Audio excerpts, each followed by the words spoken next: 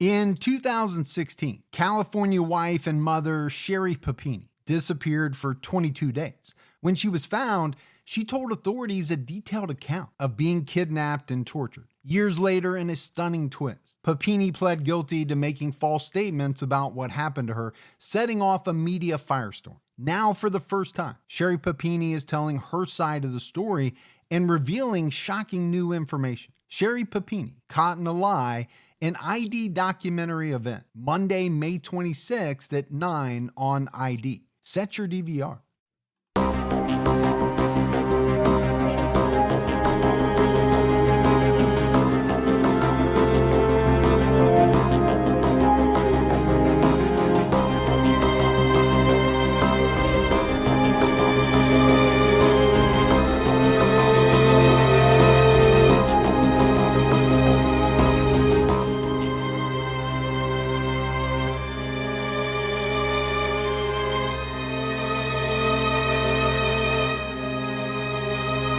Hello, everyone, and welcome to episode 292 of the True Crime All the Time podcast. I'm Mike Ferguson, and with me, as always, is my partner in true crime, Mike Gibson. Gibby, how are you? Hey, man, I'm doing well. How about yourself? I'm doing very, very well. Good. You and I are taping a bunch, kind of back to back, as I get ready to go to my daughter's national dance competition. Fun every year. Of course. Something we go to. Let's go ahead and give our Patreon shout outs. We had Cheesy Poof. What's up, Poof?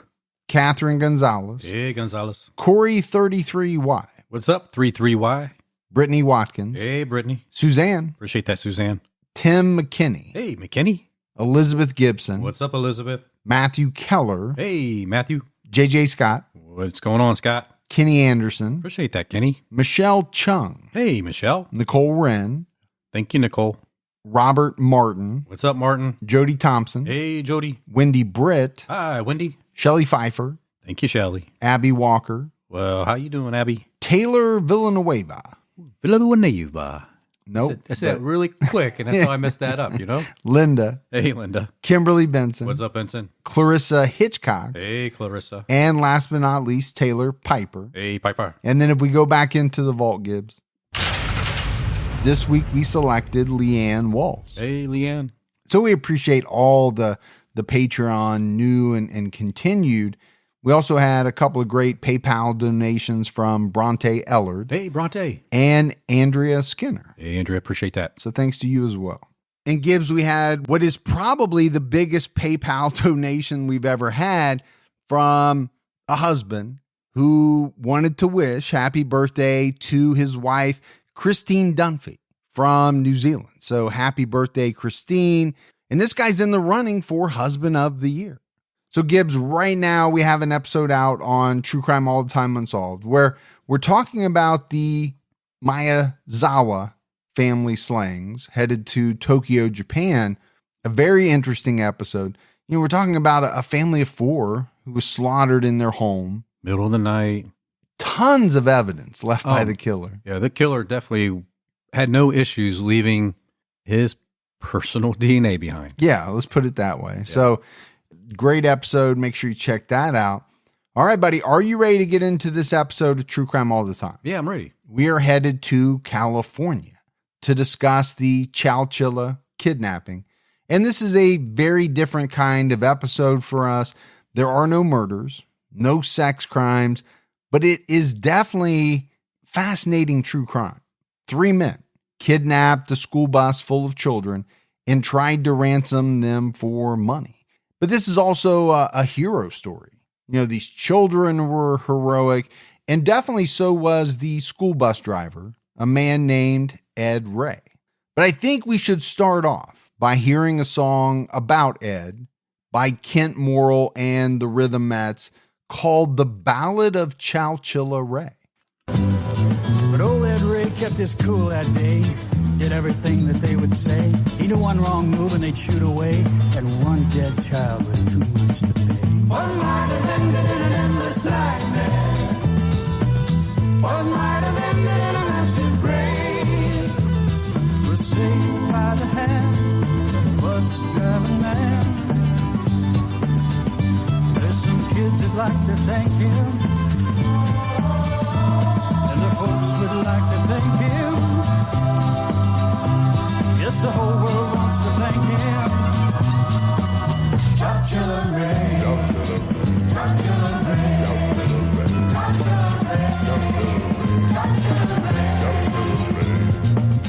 So catchy little tune from the 1970s. Probably not something you're going to listen to a lot in your car as you're traveling or, anything like that. But the reason why I wanted to play it was because they're talking about this bus driver, how heroic he was.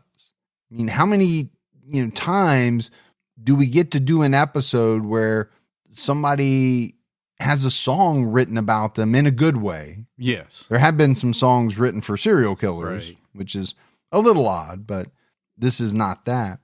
So according to the LA Times, on July 15th, 1976, a school bus driven by 55-year-old Frank Edward Ed Ray for Dairyland Elementary in the school district of Chowchilla, California, was hijacked by 3 armed men.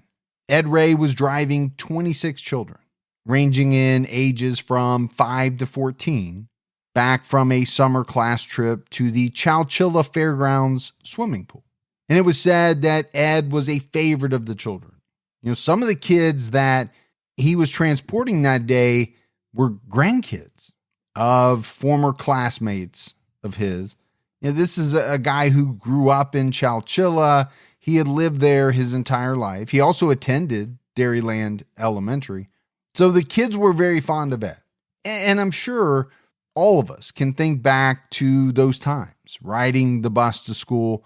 Some of those memories are probably really good, and maybe they're good because of a great bus driver. My youngest loved her bus driver. She would come into the house and talk about her bus driver every single day when she got home from school. She said this, she did that. She's so great.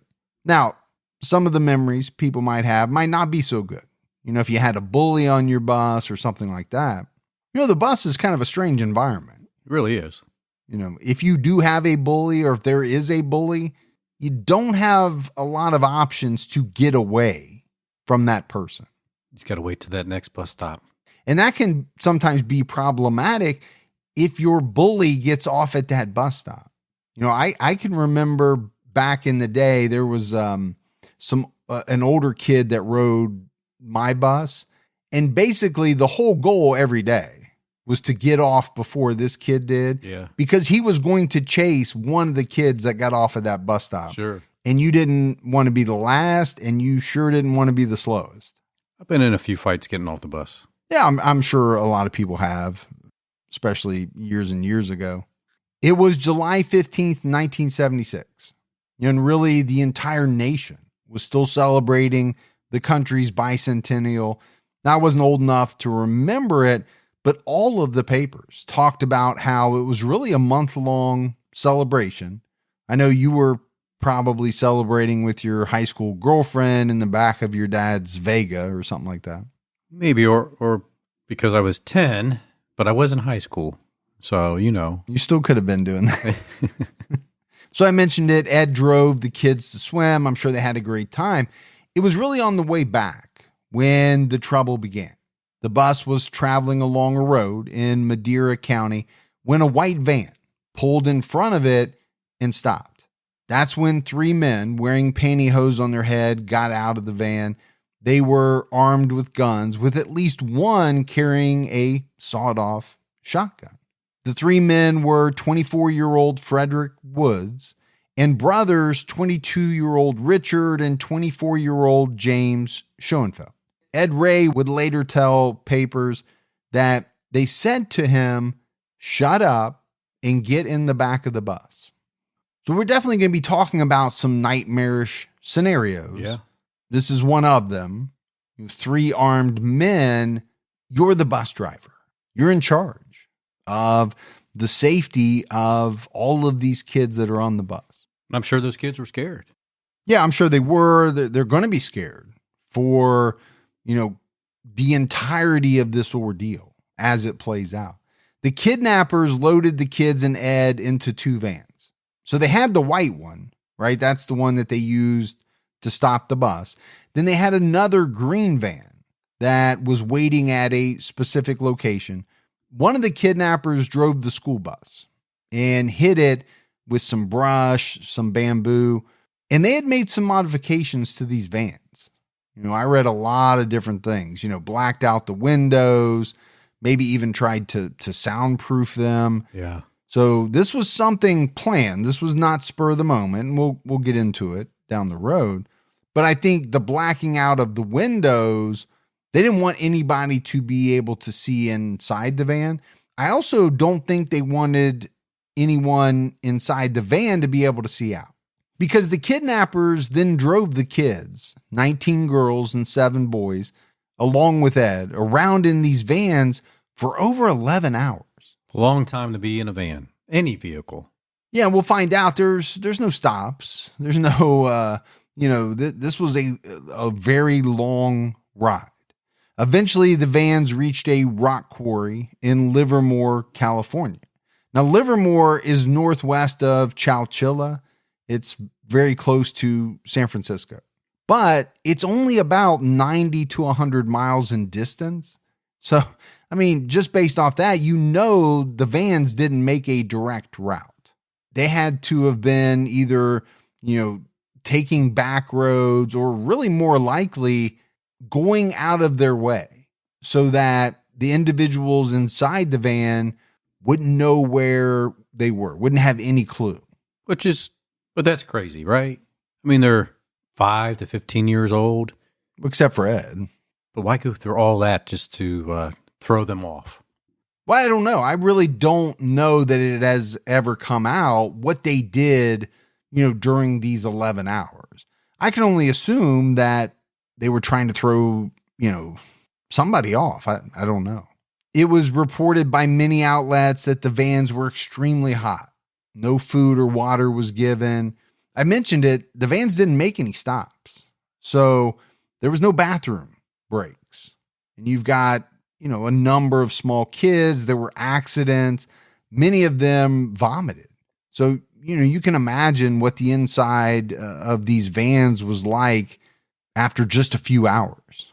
I'd probably do that today if I was on the back of a van that long and windy roads and stuff. Yeah, some people get car sick, but you're also dealing with kids who are scared out of their minds. And the heat causes a lot of people to, get sick. And that's on top of the fear, right?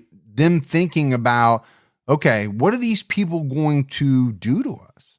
Once at the rock quarry, the kidnappers began taking their captives out of the vans one by one.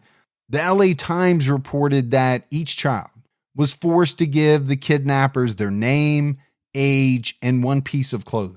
Then they were led down a ladder about 12 feet into the earth. So eventually, the kids and Ed were all down there. They found themselves in some type of container moving truck. I've seen it listed as a bunch of different things. Most often I saw it described as a moving truck. It was said to have been somewhere around like 8 by 16 feet. So really not that big for all those kids to be sitting in. No, it's 27 people total, right? 1 adult, 26 kids. CBS News reported that inside the truck were mattresses, jugs of water, and a table with boxes of cereal, some potato chips, peanut butter, and bread. But it wasn't a lot of food for that many people. The kidnappers had cut holes in the wheel wells to serve as toilets. It was extremely dark down there, but it was later said that people could hear fans somewhere in the darkness. I think they were meant to provide some type of ventilation. Yeah. And this is extremely important because, it's really the level of ventilation, the heat inside the truck, the air quality that would later be crucial at trial. So you're down in this dark container, no privacy. If you have to use the bathroom, you're going through a wheel well. Yeah, they left some food down there, but I just can't imagine how those kids felt. Well, and to your point, Gibbs, I think we need to take a step back here just to consider, how nightmarish this was for those who had been abducted. I already mentioned it, but the kids for sure were scared to death. There were siblings, and I think I read where 6 kids from one family. Wow. Was down there. The poor parents of all the families, but that family. The van ride was brutal for sure. And now they've been entombed into this moving truck or whatever it is. But then there's Ed. By all accounts, throughout this entire ordeal, he tried his best to keep the kids calm. He tried to get them to sing songs, to take their minds off of what was going on. But he had to be worried too. I mentioned, that responsibility. He was responsible for these kids. And I'm sure he felt that instinct that, okay, I'm going to do everything within my power to protect these kids. Yeah, I just can't imagine the feeling of being down there when the kidnappers finally cover that hole and leave and you're all abandoned. Yeah, I mean, obviously, at some point, they cover the hole once they got, everybody down there. It was reported later that, the kids were crying hysterically, which you can imagine that they would have been. For sure. Many of them crying out for their parents. It's really heartbreaking to think about. And then there's the parents who very quickly realized that something was wrong when their kids didn't come back when they were scheduled to. So, that's a mass panic. Oh, you got all these parents wanting to know where their kids are at. Yeah, and they're flooding into, local law enforcement, the sheriff's office, saying, hey, something's wrong. And I think, the sheriff's office did realize it very quickly. They sprang into action. They began searching, and they pretty quickly called in the FBI. And all the reporting talked about, the fact that, the community really came together. There were a lot of people who joined in to the search for these kids besides the authority. And some of them were pilots. Well, you're going to need some pilots to try to find that school bus. I saw various accounts where they actually did reach out to anybody that they knew who was a pilot. Some reports said it was a police pilot.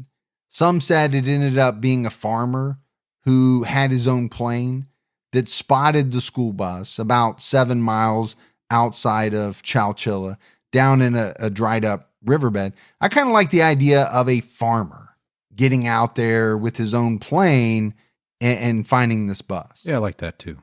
I'm sure they were just glad they found it to have an idea of what happened. Well, I think finding the school bus is number one. I mean, yes, you'd love to find the kids, but the kids are connected to the school bus. You got to figure out what happened to the school bus. That's going to hopefully lead you on to, the next clue.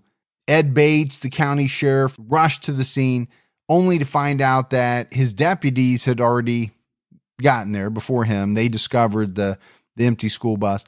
They saw some tire tracks made by other vehicles, but other than that, there really wasn't much to go on. No kids.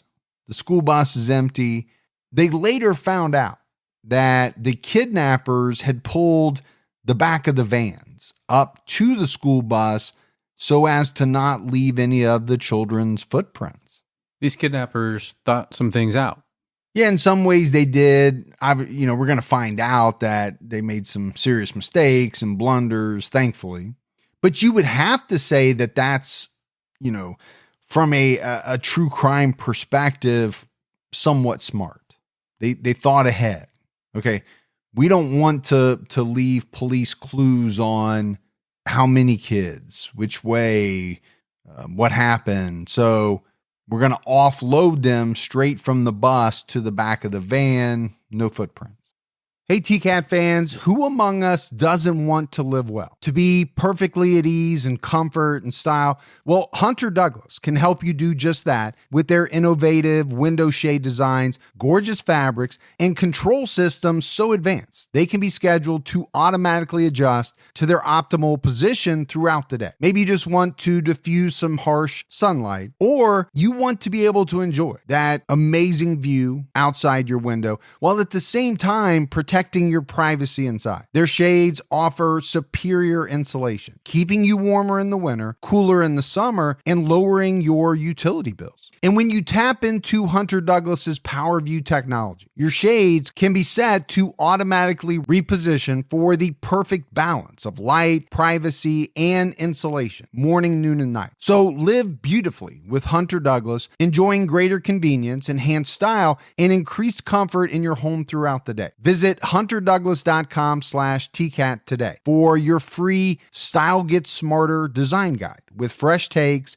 creative ideas, and smart solutions for dressing your windows. That's hunterdouglas.com/tcat for your free design guide. You know, Gibbs, we all need a little bit of excitement in our life. Well, what if you had a go-to game that could instantly bring a hefty dose of fun to your day whenever you needed it? Life's too short for a single day without some fun.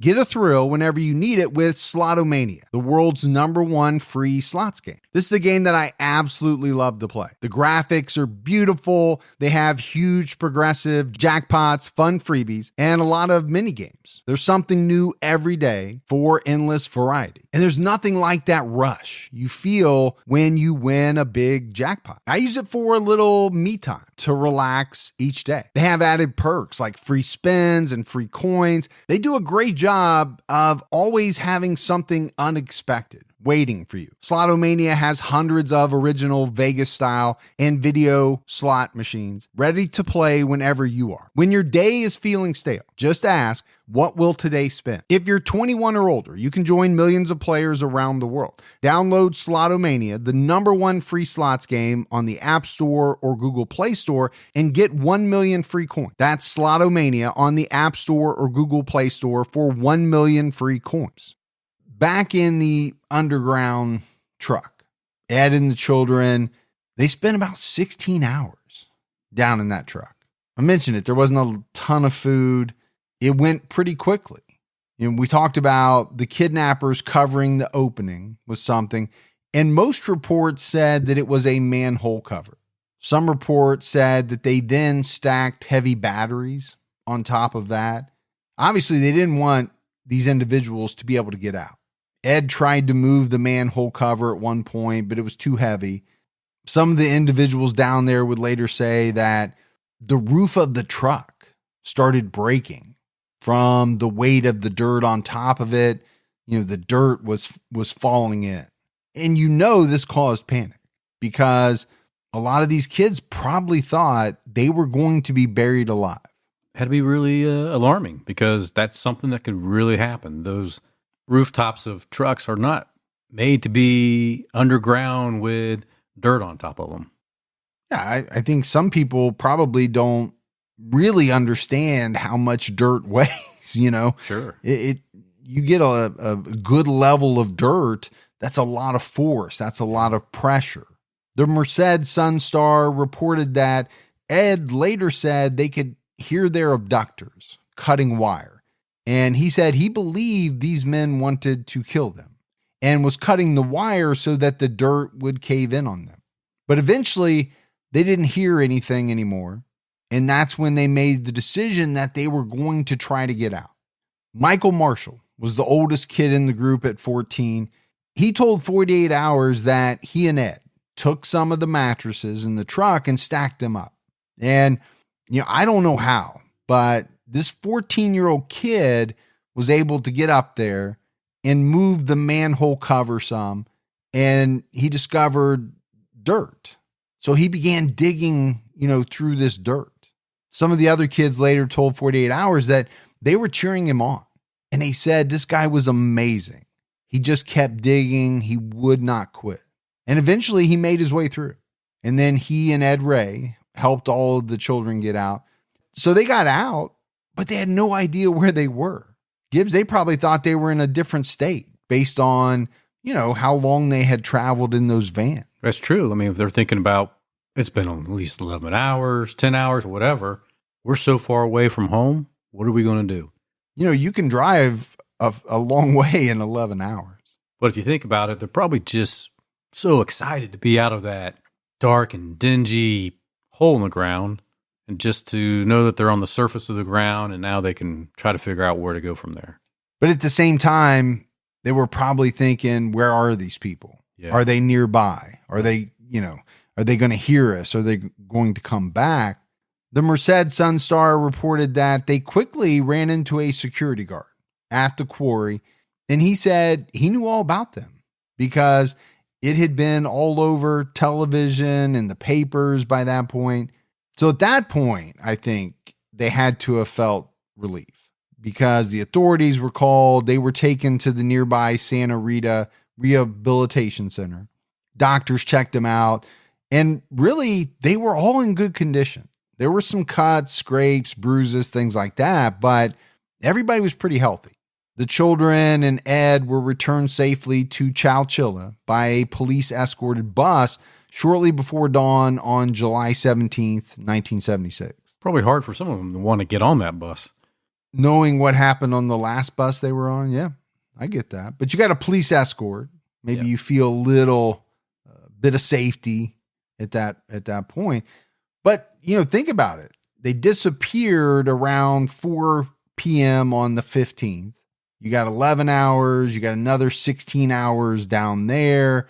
By this time, it's early morning on the 17th. And then you have to think about the scene. Imagine the scene of all these parents seeing their kids safe after this 30-plus hour ordeal. How amazing was that? They had to be so excited, so happy. Yeah, the joy. I'm sure the tears were flowing. So the good news is that everyone is safe, but police still have to figure out who did this, why did they do it, where are they, how do we get them? It turned out that the kidnappers planned to demand $5 million in ransom for this busload of children, but they ran into a big problem. They tried to call back to Chowchilla to say, hey, we have this busload of children. Give us $5 million and we'll return them safely. The problem is they couldn't get through because by the time they made the call, all the parents and people in the community already knew that these kids were missing. Yeah. So the phone lines were jammed with people trying to make phone calls all over, Chowchilla. They couldn't get through. So they decided that they would go to sleep. Give us some time. We'll call back later. Well, because we still have the kids and Ed. So let's get some rest. We'll get up. We'll make the phone call. We'll figure out how to get our money. The problem is when they woke up, they saw on the news that Ed Ray and all the kids had escaped safely. So now what do? You're a kidnapper who wants to ransom something that you no longer have. No, you have no leverage. And you can't even fake it. Because everybody knows that these kids are safe. The investigation and trial was reported on extensively by the LA Times. Police dug up the truck that was buried to look for clues as to who had committed the crime. They learned that the truck had been buried in November of 1975. So, when we talk about planning, that's starting to give you a clue of how far in advance these individuals began planning this abduction. Investigators identified people who had keys to the quarry, and they learned that Fred Woods, the son of the quarry owner, was one person who had keys. And then they found some security guards who said they saw 3 men digging a very large hole months before the kidnapping. You can already tell these aren't the smartest guys. Fred and his friends are digging on his dad's property where people can see them. Now, if it goes smooth and nothing ever comes about, maybe they're good. Oh, I'm sure that's what, I'm sure that's what they thought. I don't think in their wildest dreams, they thought that, these kids and Ed were going to be able to get out of this makeshift bunker that they had buried. But this discovery about Fred Woods, that led authorities to search the Woods' 100-acre estate. And right off the bat, they discovered that Fred was missing. The Modesto Bee reported that the authorities found a plan of kidnap, a ransom note demanding $5 million. Both of these were said to have been written in like a 3-ring binder. Okay. With lined notebook paper. They also found a list of the kidnapped victims' names on a Jack-in-the-Box bag, a black Lone Ranger type mask, and a receipt for an X-ray machine. Okay. So, this is not going to be a case where, it's going to take a long time to figure out who was involved. You've got the ransom note. I think more importantly, you've got a list of these kids' names. Yeah. On a Jack in the Box bag. And we mentioned it, right? Each kid was required to give their name, age, and everything, as they were being transferred. But it's like, they knew they were going to do this and didn't have any other paper. So they just, hey, give me that Jack in the Box bag. I'll use that. Well, that to me seems as though it must have been a last minute idea. I don't think you go into the plan thinking or writing down, use Jack in the Box bag. Exactly. The paper wrote that authorities believe the kidnappers intended to use the X-ray machine to check the contents of any bags that were utilized in the delivery of the ransom money. So what are they looking for? Dye packs or anything that law enforcement would have put in these bags to track them or to mess with them. So like I said, it really didn't take long for police to suspect Fred Woods, and it didn't take them long to connect Woods to the Schoenfeld brothers. And an APB was issued for all three men. Now, initially, no arrest warrants were issued. It was just the APB for these guys so that they could be questioned. The Kingsburg Recorder reported that a woman saw coverage of the kidnapping. She saw information about the vans, and she called the sheriff's department. She told them that she saw two vans parked on a side street just before the kidnapping, and she was able to give police a complete license number for one of the vans. Right? That's somebody paying attention. Yeah. We often talk about, you see something. Yeah. Does it mean anything? This lady went for it, and it paid off. Now, apparently, the license plate number was so new that it had an extra digit, something that they had just started doing, I guess, in California. So they had a lot of cars out there in California. They had to add another digit. Yeah, it seems as though they did. The issue that resulted was that the state's computer couldn't process it. It was so new. And, maybe the software or whatever they used wasn't ready for the extra digit. So what they had to do was search records by hand. And they eventually found that the van was registered just the day before the kidnapping. Sheriff Bates told papers that it was a huge break when they figured out that one of the vans, as well as the moving truck, was registered to Fred Woods. So Fred's not looking great. No, not at all. And by connection, the Schoenfeld brothers are not looking good because I know they're looking for three people. Eventually, arrest warrants were issued for all three. Fred Woods and James Schoenfeld, they took off. They weren't sticking around. Richard Schoenfeld turned himself in about a week or so after the kidnapping. So they've got Richard. They've got to find Fred and James. The Contra Costa Times reported that a San Ramon man named Lee Wallace spotted James Schoenfeld on Thursday, July 19th. Apparently, he recognized the faded green van that James was driving from media reports. So this guy takes it upon himself. He starts following James. At one point, they got on the freeway.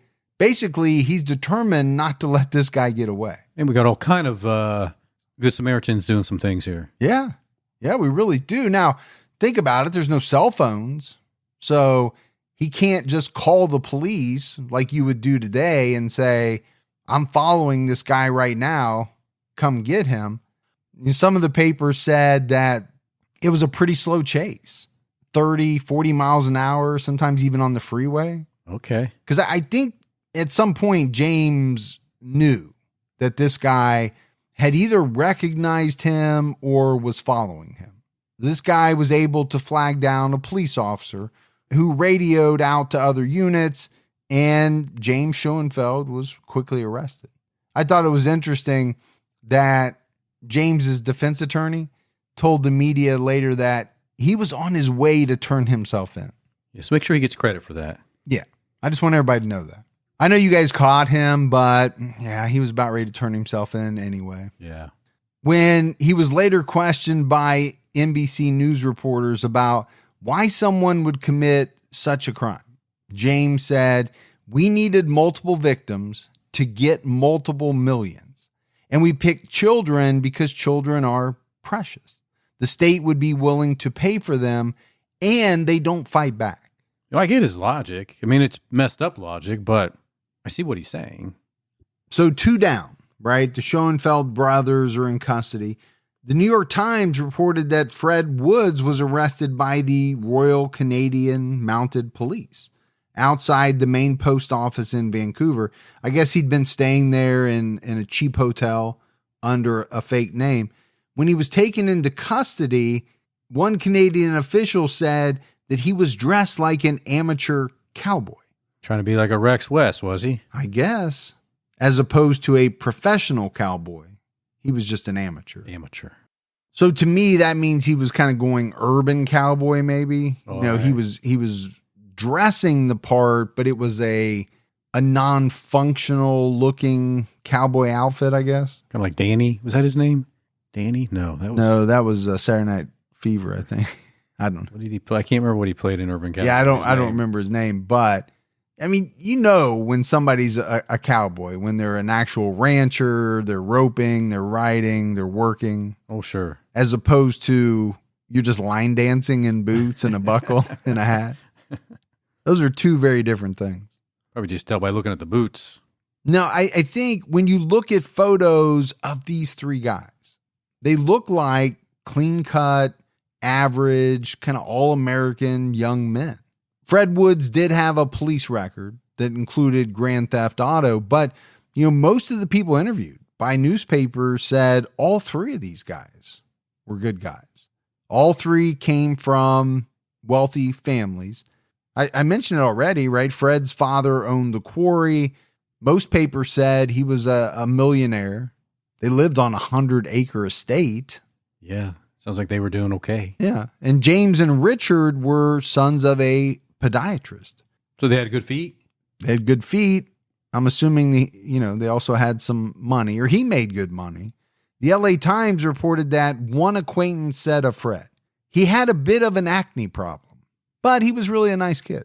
It's a strange thing to say, but it is. You're being interviewed by a reporter. What do you remember about him? Right. Well, he had some acne, but he seemed like a pretty good guy. And there's no doubt we're talking about money here.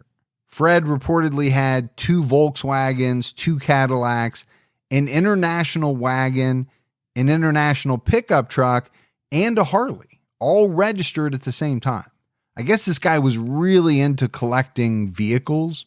Well, it sounded like he was really into collecting them at one point for free, doing grand theft auto. Well, some of those, yeah, he could have acquired illegally. I don't know. But would you then go register the car that you stole? I doubt it. No, you would normally chop it or, something like that. This same report mentioned that the Schoenfelds lived in a neighborhood of $160,000 homes. This is 1976. That's a pretty nice neighborhood back then. So I had to look it up. The average home price in 1976 was $40,000. So just to put it in perspective, the average today is about $350,000. Now it's probably gone up since whatever article I looked at, because home prices are on the rise. Right. So if you extrapolate that out, you're looking at the equivalent of what, $1.6 million? Yeah, somewhere in that ballpark. Yeah. So they were doing well. Clearly the foot business was good. Was good to him. Yeah. For sure. And, the 100-acre estate, no telling how much that was worth then and especially now today. And don't forget, we're talking about California. So you can't really do an apples to apples extrapolation with most of the country, with the way that, real estate has exploded there over the years. According to reports published by CBS News, the kidnapping was a plan that these guys had worked on for about 18 months. Wow, that's a long time. Yeah, a year and a half. James later explained that the reason why they did this was, despite being from, wealthy families, all 3 of them had gotten into some financial difficulties that they couldn't get out from under. I wonder why they just didn't go to their parents. Well, I thought it was a little odd. I get it. People get into financial straits, right? You overextend yourself or, whatever. But if you come from a wealthy family and your two choices, let's say you only had two choices, which obviously you wouldn't have, but you're deciding between asking mom and dad to help me versus kidnapping a school bus full of children. It doesn't seem like a hard decision. And maybe they did ask their parents, and their parents were like, you know what? We're tired of bailing you out. We're always bailing you out. You're on your own. Yeah, that could have been. I didn't see anything in the research about it, but you're absolutely right. But if the parents knew that, okay, then I'm going to do my own thing. I think if the parents knew that they were going to do this, they might have said, you know what? Hang on here. Yeah, I don't know that they would have told them that, okay, you're not going to give me any money. This is my plan. Right, exactly. Some papers reported that there were satanic overtones to the kidnapping because James Schoenfeld was into the occult. Well, it is the 70s, man. How can we do a story in the 70s, 80s without mentioning somebody being into the occult? Right. The problem is what they seem to use to back it up was an Associated Press report that a friend of James's said that he had seen The Exorcist about 10 months prior to the kidnapping, and it made him have some strange dreams. I think it made a lot of people have some strange dreams and nightmares. Yeah, so if watching The Exorcist and it messing with you a little bit is you being in the occult, then I think a lot more people are into the occult than we know. I still don't like watching that movie. And you know how bad it looks now when you watch it because of the cinematography or whatever you want to call it. Yeah, the special effects, obviously. Yeah. It's an older movie. Did I ever tell you the time that my youngest daughter and I sat down and watched The Exorcist? I think you did. She laughed through the entire thing. And I'm thinking, I'm 40 some years old. I know what's going to happen. This is still a little spooky to me. Yeah. And she's like giggling, cackling. She thought it was funny. She still says it's one of the funniest movies she's ever seen. I don't know what's wrong with her. So all three men are in custody. All were charged with, a slew of counts: kidnapping for ransom, robbery, kidnapping with bodily harm. Initially, they all pleaded not guilty to all the charges. On November 5th, 1976, a Madera County judge ordered the trial to be moved from Madera County, and it was eventually assigned to Alameda County. And to me, that makes a lot of sense. You and I just talked about it, I know, in one recent episode where, a judge refused to move the trial. Yeah. Even though there was a ton of publicity. And this is a case that received a massive amount of coverage. I do think you're taking a chance. You're setting yourself up for a potential issue down the road. Yeah, you are. If you don't entertain and seriously consider, moving a trial of this magnitude. I think it was a very smart decision. Yeah, some appeals court is going to come back and say, well, these guys didn't get a fair trial because there's no way they could have received an impartial jury. Don't let allergy season slow you down. Get common allergy meds for as little as $15 with GoodRx. So you and your family, pets included, can stop allergy symptoms before they start. GoodRx is free and easy to use. Just search for your prescription on the website or the app, compare prices, and get a free coupon to show your pharmacist. Save at over 70,000 local pharmacies nationwide, including Walmart, Walgreens, CVS, Publix, Kroger, and many more. Check GoodRx before every trip to the pharmacy to save up to 80% on both brand and generic medications. And did you know GoodRx rewards you for saving money too? Join GoodRx Rewards today and earn points every time you use a coupon. Remember, GoodRx is not insurance, but works whether you have insurance or not. And it could be your insurance copay price. I've been using GoodRx for years, and I can't tell you how many times I have saved money even with my insurance. Stop allergies before they start and save big on allergy medications this season with GoodRx. Go to goodrx.com/TCAT. That's goodrx.com/TCATT. You know, once the temps start rising, I realized I was back in the same worn out rotation. Same tank, same shorts, same everything. So I gave my daily uniform an upgrade with Quince. Their pieces are easy, elevated, and somehow make me feel more put together without even trying. Like their 100% European linen shorts and dresses from $30. Luxe swimwear, Italian leather platform sandals, and so much more. The best part, everything with Quince is priced 50 to 80% less than what you'd find at similar brands. By working directly with top artisans and cutting out the middleman, Quince gives you luxury without the markup.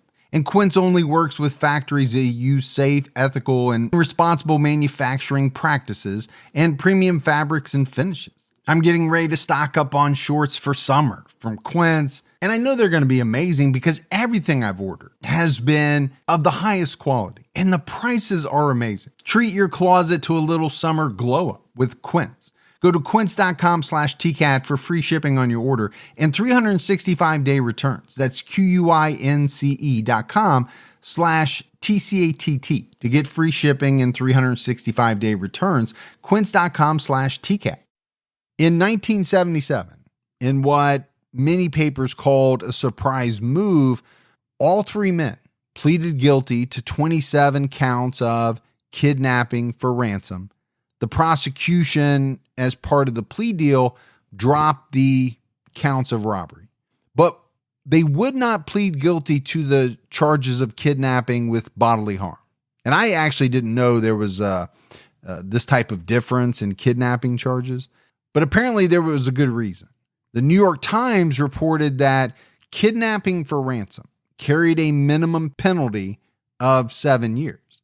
But kidnapping with bodily harm carried a mandatory life sentence without the possibility of parole. Huge difference. That is a huge difference. So you could see why they would possibly be okay with pleading to one, but not the other. Right. So the trial for those charges moved forward, like right away. And this is where the victims and some of the victims' family members got to testify about, what they went through at the hands of these men and how their actions had changed their lives. And there's a lot of great stories published about, what were still young children who were willing to get up and face their kidnappers and tell their stories. Good for them. Yeah, you got to give it up to them, no doubt. I mentioned it earlier, physically no one was really hurt to a large degree. There were cuts, scrapes, bruises. Some people fainted. There was vomiting. We mentioned that. But physically, not really much outside of that. Now, mentally and emotionally, we know it's a much different story. So that's in large part where, the testimony from the victims and their families came in. Yeah, and that kind of harm will last for a long time, right? That the emotional and mental part, sure. Now, some of them did testify about the poor air quality down there and that they stood in line to get whiffs of air from the blower hose in this underground container. Because I mentioned it earlier. I kind of foreshadowed the fact that, this air quality, this ventilation and everything that went into it would play a major role at trial. Yeah.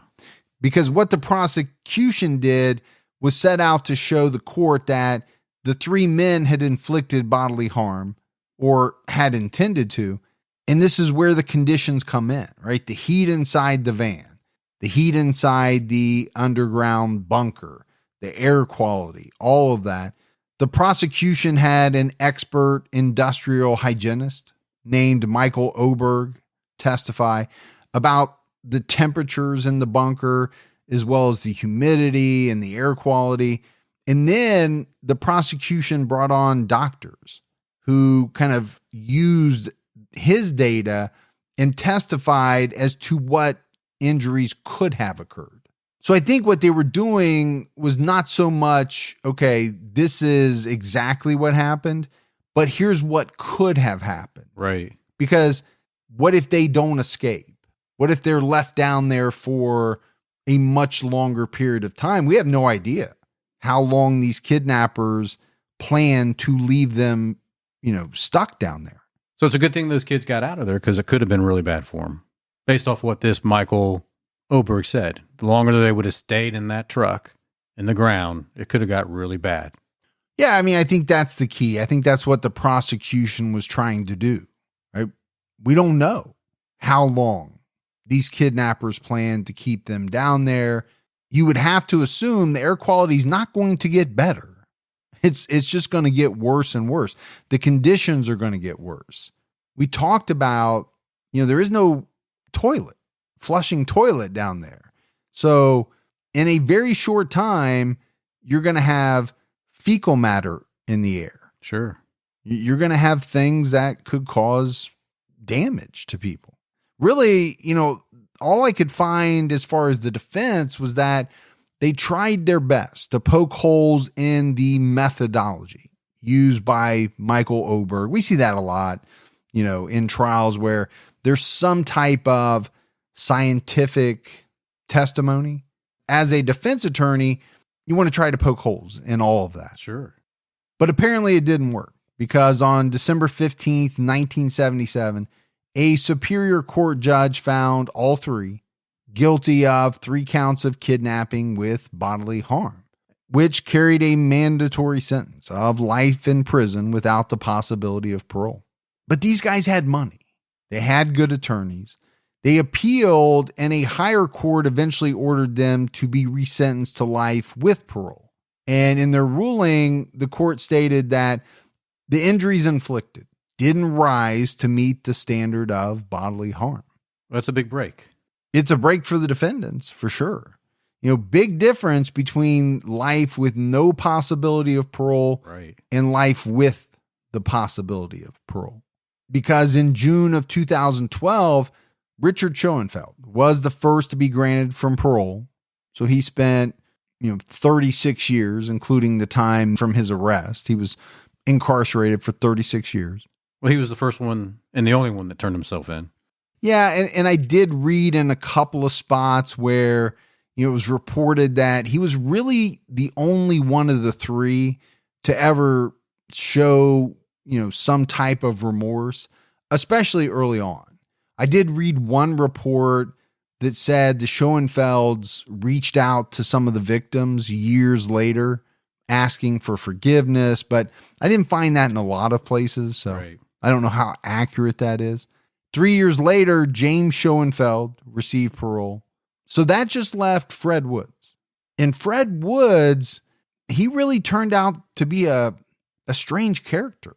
CBS News reported in 2019 that from prison, Woods had been directing at least 3 businesses: the Ambria Acres Christmas Tree Farm, the Little Bear Creek Gold Mine near Lake Tahoe, and a used car business. Gibbs, he's in prison. Running 3 businesses. Now, he did have a ton of money. He inherited a trust fund from his parents.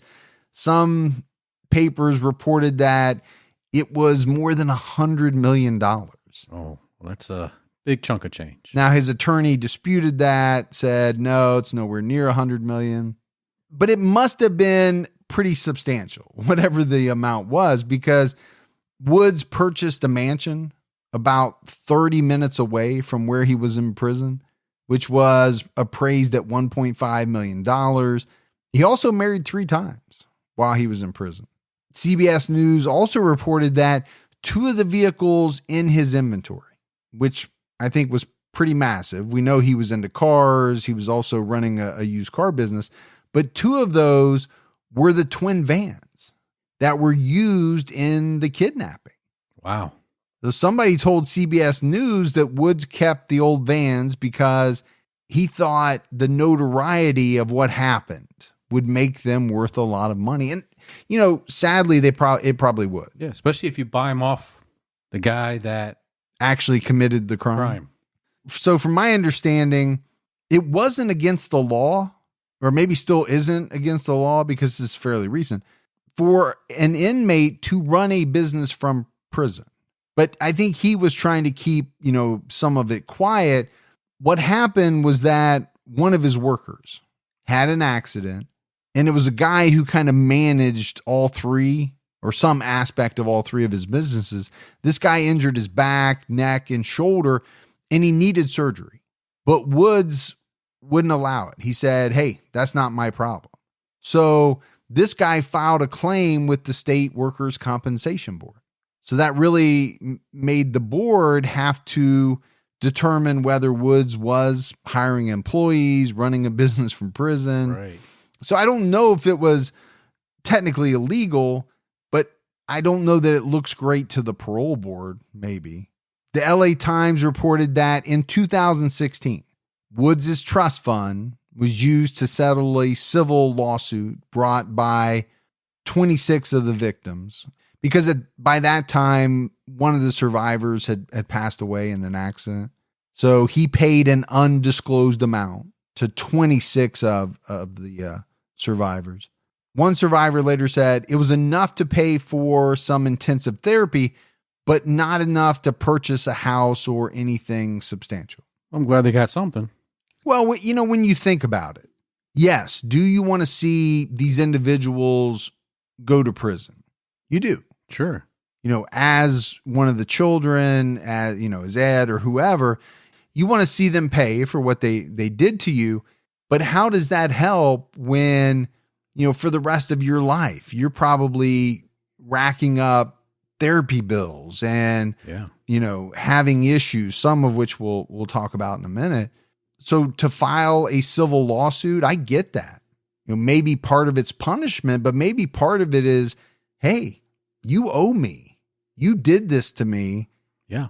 You've caused me, mental, emotional, and financial difficulties. You changed the outcome of my life. Yeah, absolutely.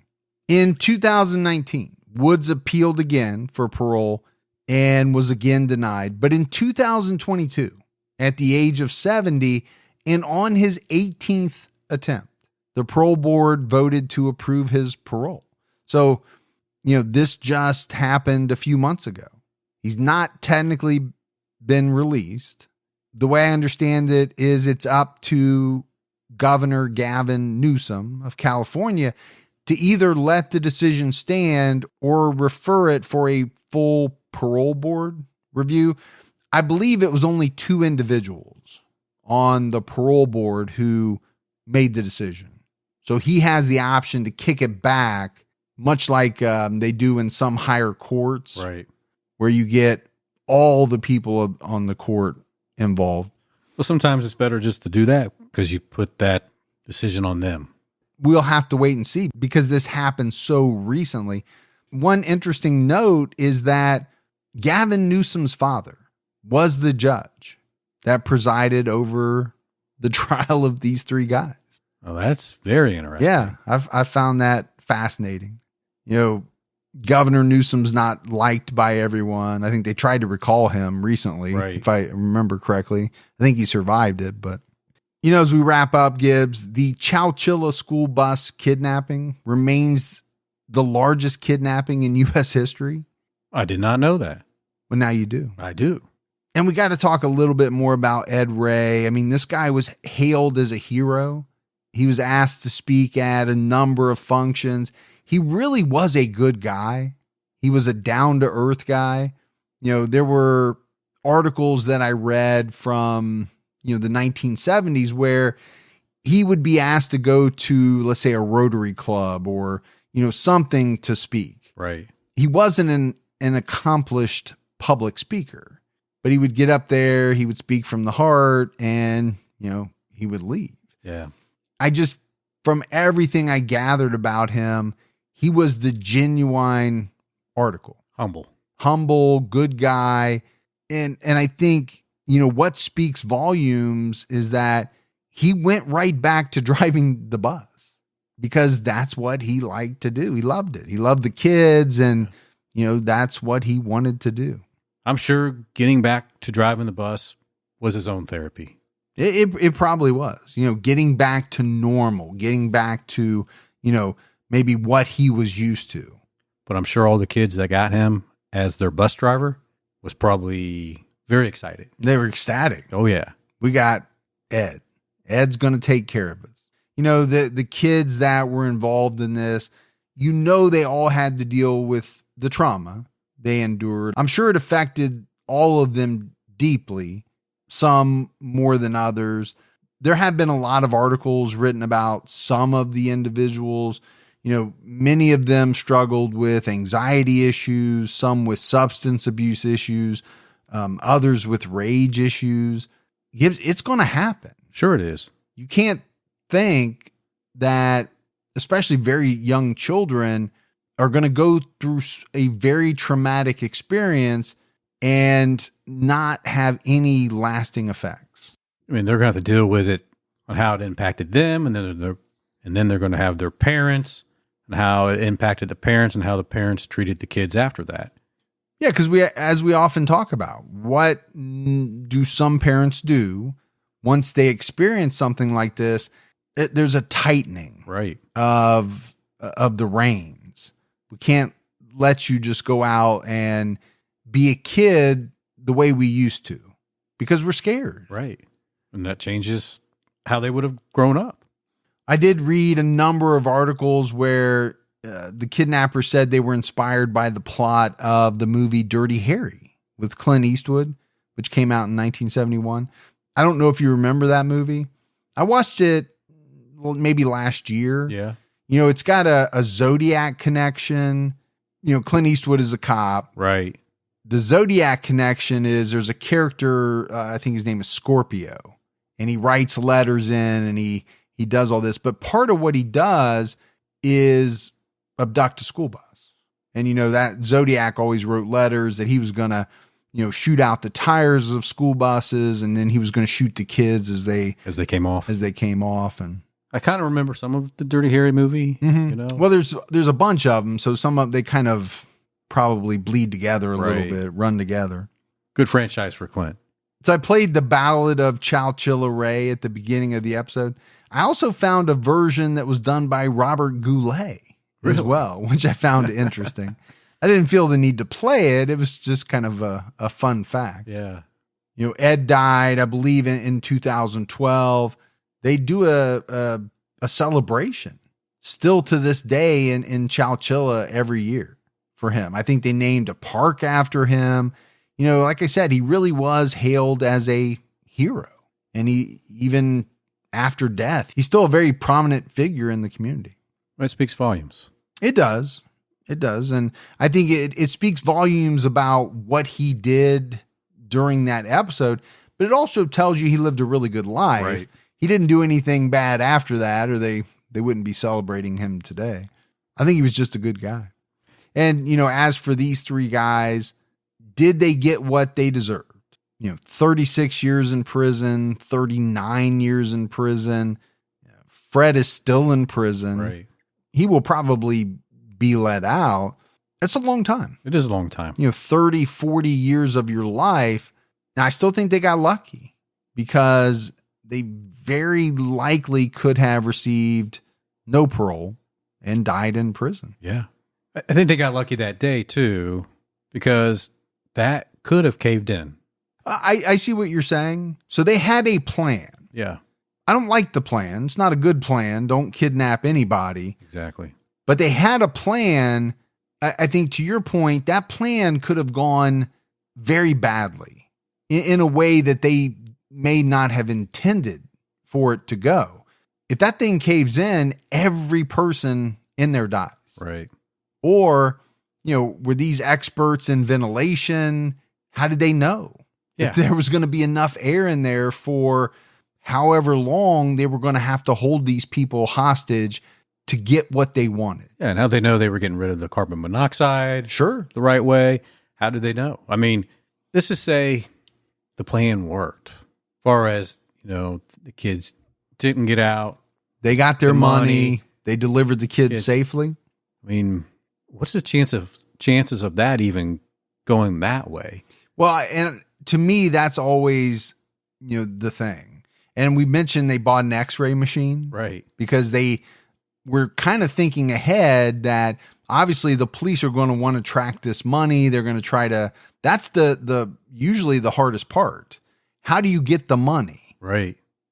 In the movies, I've somehow planned a cell phone in your pocket. I call you, I tell you to, get in your car, but don't call anybody else on the police force, and you drop it in this trash receptacle and I'll pick it up on a bike or, whatever. But I don't know how those things work successfully very often. And even if they got $5 million, how are they going to use that money? I'm sure because the FBI was involved, they wrote down the numbers on the bills. And I'm sure they were going to find a way to try to track those throughout the region. So you have to find a way to launder $5 million? Yeah, but isn't it always a combination of there is some planning involved, but is it good planning? Is it foolproof planning? Right. Or is it some guys that, think, okay, we're pretty smart. We can pull this off as long as we plan it out. Yeah. But they're not experts. These are not master criminals. So, something is bound to go wrong. I do think, back to your point, it's lucky that nothing went wrong to the point where anybody got killed. Yes. Now, I will say I couldn't find anything about the Schoenfelds getting in trouble after they're out. I mean, granted, they're, probably closing in on, or now 70 or in their 70s. I don't know how much hell raising they're going to do at this point, but probably not too much. I think people could look at it a couple different ways and say, all right, maybe they served their time, they'll live out their life and not do anything wrong. Maybe the parents think a little differently. I think I would as a parent. Sure. I would just rather you not get out. Yeah. Ever. So I don't have to worry about you. But that's it, Gibbs, for our episode on the Chowchilla kidnapping. We got some voicemails. You want to check those out? Yeah, let's listen to them. Hey, this is Terry calling from Colorado. I just wanted to let you guys know you had me absolutely rolling with the latest episode where Fergie finally accepted the actual pronunciation for the state of Illinois, and then Gibby promptly threatened to get his cousins involved. I just thought it was great. I'm sitting out here in my backyard doing my self-care on my weekend, and man, I think this might be my favorite episode ever. I'm all caught up. I've been listening for years, and I'm about to literally restart from the beginning, from the Iceman. So that's my next episode. Thanks, guys, for all you do. And even though me and Gibby trip over our words, stay safe and keep your own time ticking. Well, I don't worry about a lot of things, but I do worry about your cousins. Well, I feel like a great deal of bodily harm could come my way if I get on the wrong side of your cousins. Don't want to do that. I don't. Did she say she was doing some self-care? Yeah. So I'm not allowed to do self-care out in my yard. I have to do self-care inside. It's illegal. It's illegal for me to do my self-care out in the yard. Hey, guys.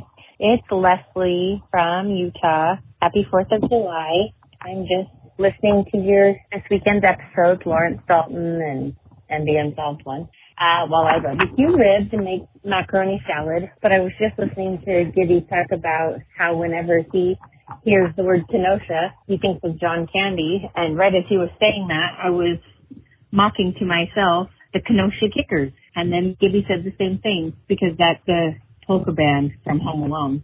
But I was laughing away, and my family was asking what I was laughing about, and they just don't understand how much I love all of the mysteries. So one other thing I have to tell you about, Fergie, is it cracks me up every week when you send out the Patreon-only emails, because it totally doesn't say Patreon. It says Patron, which makes me think I should have a shot every time I listen to that week's episode, because it's for Patron only. Anyways, makes me laugh every time. I really love you guys. You guys are like a set of friends that I've never gotten to see in person. So take care. Happy 4th of July, and happy birthday to both of you. Bye. Now I want ribs. I want Patron. It's actually Patron. And I don't actually send those emails out. I schedule them to be sent out, but they put some, whatever that language is. Yeah. I think it's automated. Yeah. I still want some Patron. Okay, you get some Patron, I'll get the ribs, and we'll have a good old time. There you go. I can't believe I'm actually calling you guys. My name is Betty Steele. I'm a fairly new listener, but a huge binge listener. I'm calling from Redmond, Oregon, which is in Central Oregon, and it does get hot here, and it does get really cold here. I heard that one of your viewers from, I think, Medford, it says Oregon doesn't get cold. It does get cold. Not as cold as you guys, but the reason why I'm calling is the Ford Fiesta car. I used to have a Yugo, a red one. Talk about a terribly embarrassing car to drive around. I was like 17, 18 at the time. My father gave it to me. So it was a freaking car. Awesome. Exciting, but embarrassing. This damn thing would never go into reverse. And so I always had to park in certain situations to make sure that I didn't have to back the car up. So I don't know why. I just thought I'd call you guys and tell you about the Yugo, which I believe is worse than the Ford Fiesta. Thanks. And you guys keep your own time ticking. Love the podcast. 19. Both you guys. Love you guys both. I'm about the same age. I thought you might be older, but I've been listening close. You're the same age. You guys have a great day. Thanks. All right. Love you too. Tough when your car won't go in reverse. I remember when those came out, man. They were so cheap. Yugos make Ford Fiestas look like Rolls Royces. Yeah. The Yugo, again, sorry if you had a Yugo, if you love Yugos, was one of the just worst cars. Yeah. Now, I don't know how it compares to like a Gremlin or a Pacer or some of those cars where people think that, okay, those are historically bad cars. Yeah. Yugo was just a cheap, bad car. Yeah. It didn't last long here, that's for sure. No, well, it wasn't made here, right? Right. It was imported, but yeah, not good. But hey, when it's free, take what you get. It's for me. Isn't that what you always tell me? Well, if yeah, it's free, I don't want to get my it's for wallet me. out. We had mailbag Gibbs. Andrea Williams sent me a Hallmark ornament from the movie Airplane. Yeah. It's actually the plane all twisted up. It's very cool. Very cool. Because I love that movie. She sent you a t-shirt that says, "I speak fluent movie quotes," and a big thing of Twizzlers. Which I ate some of those before we recorded. The minute you walked down here, you opened that bag of Twizzlers. I did not wait. You might have a problem. All right, buddy. That is it for another episode of True Crime All the Time. So for Mike and Gibby, stay safe and keep your own time ticking.